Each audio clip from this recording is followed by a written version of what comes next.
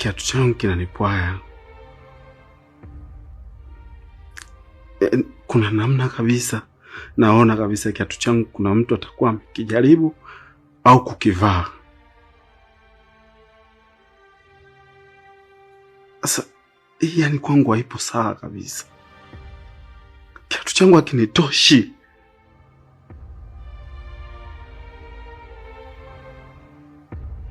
Unamaanisha nini kwani? Sikiliza mke wangu nikwambie. Mimi kiatu changu sijanunua used. Nimenunua kiatu cha duka. Kipya kabisa. Kipindi ambacho nakitumia kukivaa nimekinunua kikiwa size yangu. Ila kuna namna kabisa sasa hivi naona kabisa kiatu changu kuna mtu ambaye anakitumia. Tena ameingiza mguu ambaye sio size yangu mimi. Hii ni mguu wake mkubwa kuliko wa kwangu mimi. Hichi kitu mke wangu.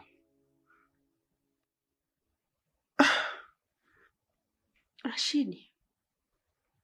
Naona kabisa tofauti naiona mke wangu. Akinitoshi kinanipwaya. Rashidi, umenichoka eh?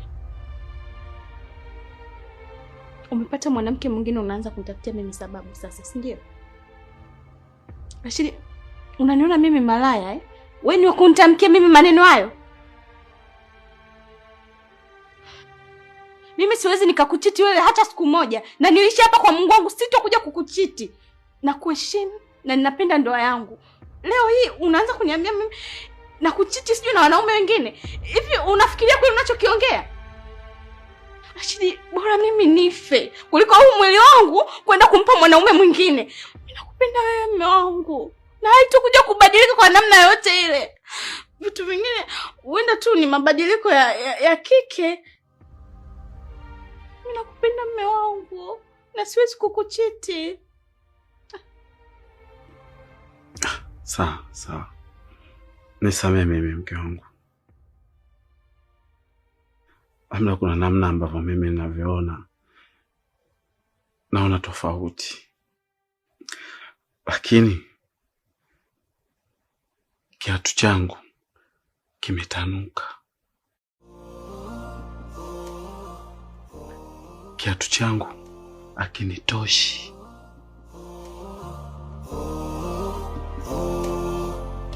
Hau mimi ndo yule mjinga aliyekataga shule chekechea, maana nimekosa hoja kujitetea.